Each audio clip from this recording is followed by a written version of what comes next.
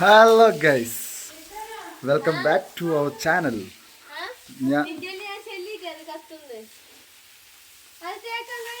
എന്തിട്ടാ ഡെട്ടോളാ എന്താ അതിന്? ഓക്കെ അല്ല, ഓ കസ്തൂരി മഞ്ഞ അങ്ങനെ കസ്തൂരി വെളുക്കാൻ ഇട്ടതാ. ഓളി കറുത്തിട്ടുള്ളത് ഏടുന്ന് വെളുക്കുന്നത്. അപ്പൊ ഞാൻ എന്റെ ഇൻട്രോ കൊടുക്കട്ടെ, നിങ്ങൾ കൊളാക്കല്ലേ? ഇൻട്രോ ഒന്നുമില്ല. ആ, ഇത് ബ്ലോഗിന്റെ 9ാമത്തെ എപ്പിസോഡ് എന്ന് തോന്നുന്നു. 9ആയി. ഉമ്മേനോട് ഭയങ്കര കലിപ്പിലുണ്ടായിരുന്നു. ഉമ്മ തലയിൽ ഷോൾ ഇടാത്ത ഏതോ വീഡിയോ എന്തോ അപ്ലോഡ് ആയിരുന്നല്ല. അത് പറഞ്ഞു കൊടുത്ത ഉമ്മാൻ്റെ ഒരു ആങ്ങള കണ്ടത് ഉമ്മാൻ തന്നെയാന്നുള്ള പോലെ. ഞാൻ ഇടലേ ഇല്ല, ഞാനിടലില്ല.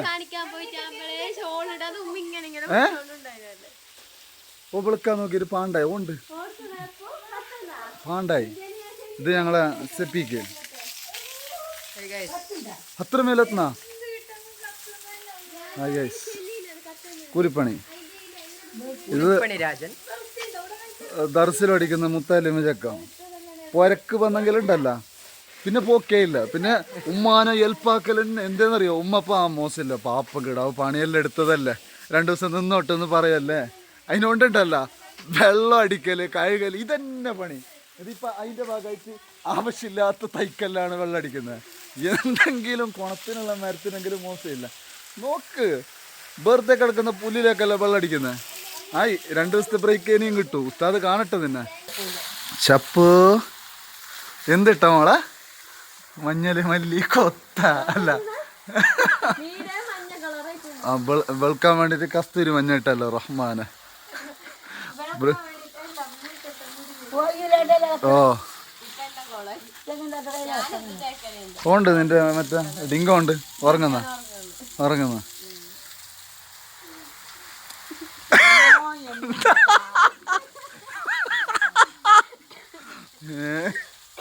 എന്തുമ്മാ എന്തെന്ന് വേണ്ടേ? ഞങ്ങളുടെ കൊച്ചു സംരംഭം ഇത്രേ ഉള്ളൂ. ഇതെന്താ വെള്ളം തെറിക്കുന്ന പഠിച്ചോന. ഇതാണ് ഞങ്ങളുടെ കൊട്ടാരം കേട്ടാ. വലിയ ആഡംബരമൊന്നും ഇല്ലാത്ത സാധാരണക്കാരൻ്റെ കൊട്ടാരം.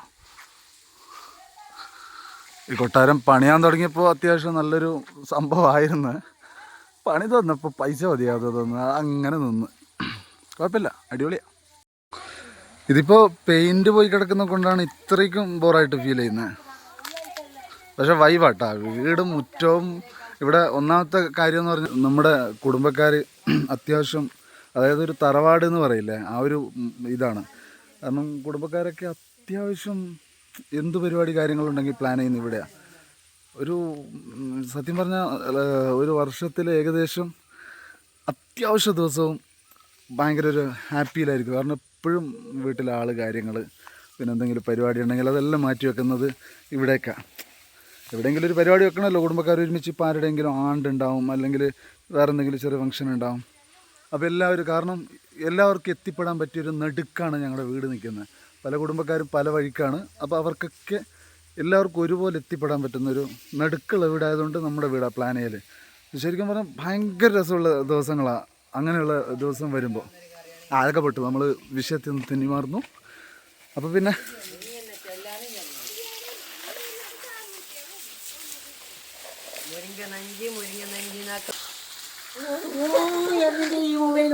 ഉമ്മ നിങ്ങൾ കേട്ടെങ്കിൽ സബ്സ്ക്രൈബ് ആക്കുമല്ല, നിങ്ങൾ പറയോ സബ്സ്ക്രൈബ് ആക്കണമെന്ന്?